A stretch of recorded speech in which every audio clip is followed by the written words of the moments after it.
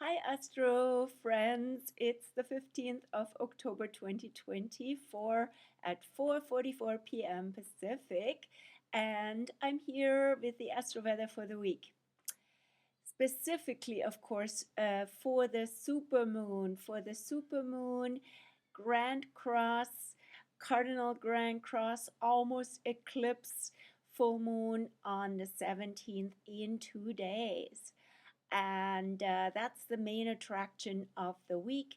It has been building up for a while, and here is the chart to prove it. So the exact full moon will be at 4:26 a.m. Pacific Daylight Savings Time. Check that out. The moon will come with Chiron and also Aries, ERIS, both end of Aries sandwiching the full moon, and the sun, of course, end of Libra. Also in square, the full moon axis is in square with Pluto, end of Capricorn, now stationary, going slowly direct again before entering Aquarius on the 19th of November. And there is also a T-square, so it's all in all Grand Cross. T-square also with Mars, end of Cancer, approaching here also the, or actually I should say the sun and moon will have squared Mars before that Grand Cross, but Mars will oppose Pluto very early November, just before entering Leo. So literally on November 1st, hours before entering Leo, that will be a really intense polarity that this full moon also catalyzes. So there's so much energy, so much tension in the air. What is this all about? Primarily, we are dealing, of course, with Chiron and Aries that the moon exactly brings out. The full moon exactly brings out. Aries, ERIS, has been in Aries, a sign, since 1922 and will continue to be in Aries till 2040, so quite a long time. All of us who are alive have Aries in Aries, have experienced also, especially in the 20th century, we have historically so much warfare, so much division. Aries, ERIS, is the goddess of discord. And she's upset, she's pissed off because she wasn't invited to the wedding of these two deities in Greek mythology. And for that reason, she instigated the Trojan War. Warfare, where does warfare start? Where does discord and division start is a big theme, especially nowadays. And these years, as Pluto, end of Capricorn, has squared Aries, ERIS, I'm saying, right? So Pluto is now just barely coming out of that square as it will fully enter Aquarius. So we see the historic impact, the power impact, the impact of the military-industrial complex, and all sorts of power structures behind the thrones with Pluto in Capricorn. So much revelation, what actually are the interests and what feeds wars, and all the arsenals that go into it at the expense of the people, which is Mars in Cancer, which is Cancer now activated by Mars, the god of war. Also Mars, the ruler of Aries, of course. So all of that is coming now to fruition with that supermoon, and it's almost an eclipse. Eclipse in this case because the North Node is also in Aries, but the Moon and the North Node are not close enough together to create an eclipse. In fact, today, this afternoon, today the 15th, the Moon will or would have just, I don't know the exact minute, but is super close to the North Node. And North Node energy is a seed energy. This is where we need to get more energy, feeding that into the South Node of Libra. So how can we attain peace? Only by new beginnings, by fresh approaches, by authenticity, by showing up, by channeling that Aries energy into actually autonomy and authenticity, by being better with our Aries energy rather than faking and trying to please and being too compromising, but it's not really sustainable, right? So all this shadowy Libra energy also shows up in private relationships, of course, right? Relationships that don't allow people to be truly themselves. They are now actually really on the scales of justice and really come up for review at least, and for new beginnings, if not for new beginnings for each person individually.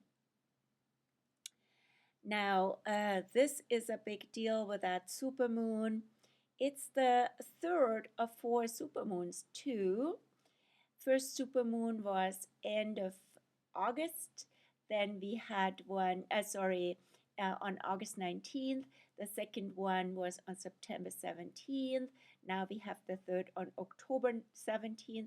And the fourth and last supermoon this year will be on November 15th. So that gives it also an extra charge. I'm just in the process of writing for this supermoon, so you can find out much more about her and take your time to read it up on my blog, which I link also in here below this video. Then what else is coming up this week? We have already freshly Mercury in Scorpio since the 13th of October, also feeding into the eclipse, into the pseudo eclipse supermoon.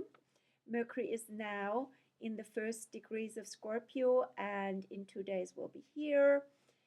And Venus will leave Scorpio for Sagittarius on the 17th, also on the same day of the supermoon. So there is an energy pulling into Scorpio already. The sun will follow on the 22nd when the actual Scorpio season starts. But as I said, Mercury is already there. Mercury has to do with our mind, with communication, information, and all that. And that is super interesting because Scorpio is ruled by Pluto. So that's where Mercury goes into. And Mercury rules Gemini. Jupiter in Gemini went retrograde on the 9th of October, just before Pluto in Scorpio went direct on the 11th of October. So there's a recurring theme here around Mercury, Gemini, Pluto, Mercury, right? Pluto, Scorpio, sorry. Pluto, Scorpio, Mercury, and Gemini. So what does that have to do with? That's got to do with a revelation, with communication and information that reveals background and hidden stuff, power stuff.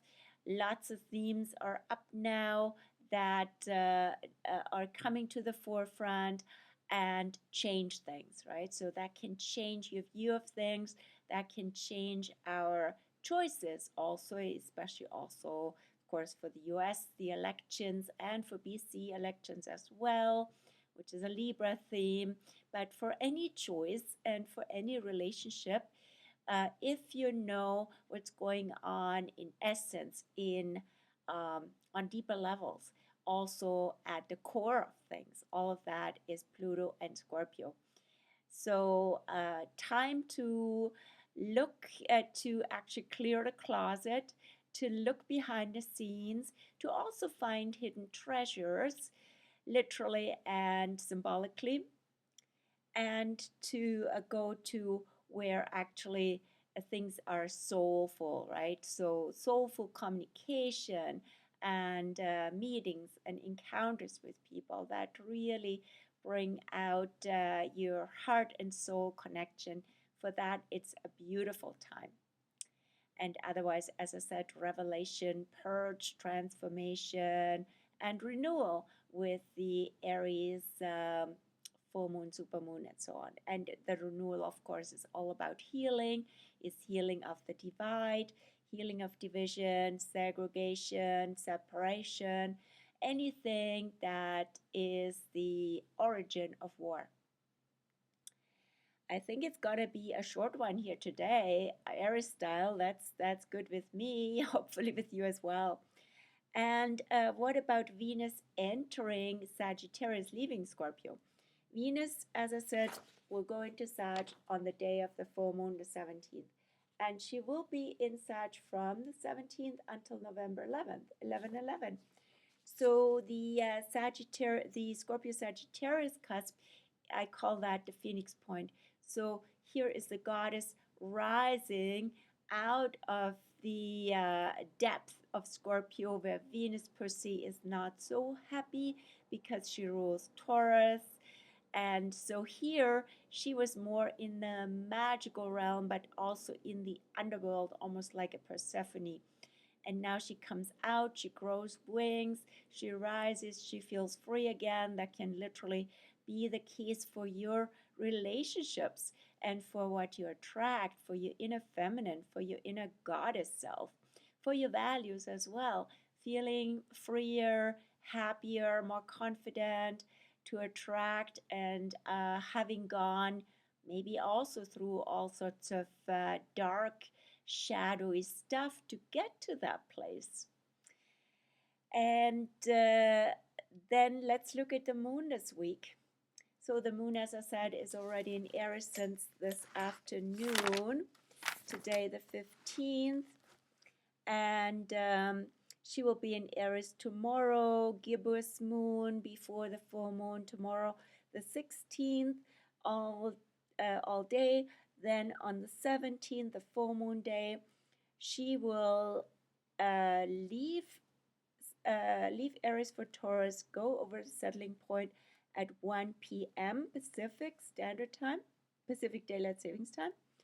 And the moon is super happy in Taurus, right? So that can give us more stability. We have hardly anything in earth signs at this point either, except for Pluto at the very end of Capricorn and Uranus end of Taurus, not very stabilizing. But the moon entering Taurus, that's a beautiful event. However, in Taurus, she will also meet Uranus as every month. And that will be the case on Saturday at 7:11 a.m. And so the moon Uranus energy helps us detach ourselves from being too attached to anything that keeps you stuck, basically, which can be possessions, which can be positions based on values, and anything that is sort of like a stubborn energy and a stuck energy, habits, patterns, right? So the moon with Uranus wants to set us free. And Uranus is, of course, the ruler of Aquarius, which Pluto will enter on the 19th of November. This is a strong momentum towards that.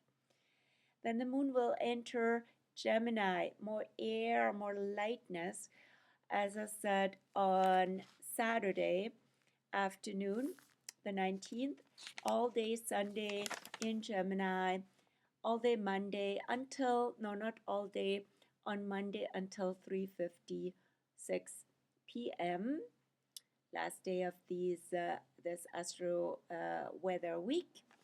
Gemini, of course, being an energy of lightness, of curiosity, lots to learn. Bring out the inner learner, the inner child in that regard, your curiosity, your awe, your amazement, especially in combination with Libra, end of Libra, culture, arts, and yeah, and school also, right? So maybe you want to enter a new field of interest, right? And yeah, then what's going on? Here's the last part. Speaking of the last part of Libra, last 10 degrees since the 12th of October until the 22nd of October, when the sun enters Scorpio. So the last 10 degrees, the last decade of Libra has also a Gemini undertone. When that is accentuated by the Gemini moon, as I said, Saturday afternoon till Monday afternoon, that's a double whammy in a way, right? So that can bring much needed lightness and brightness, curiosity, diversity, also going out and learning a lot about different subject matters that interest you, having good conversations with people, strengthening relationships through that, finding common values, and but also being open to learn, right, from one another. And maybe that itself is very balancing for you as well. And that's it for the Astro Weather, short and sweet this week. More to come next Monday, Tuesday, and stay tuned also for the news, the Astro News via email, which I'm also in the process of composing for all of you who have subscribed. And if you'd like to subscribe, send me a message, an email, and I add you to the subscriber list. And as I said, articles for these various shifts, especially the supermoon, Venus going into Sagittarius and such, can be found on my blog as well. Take care. Have a beautiful week. Bye.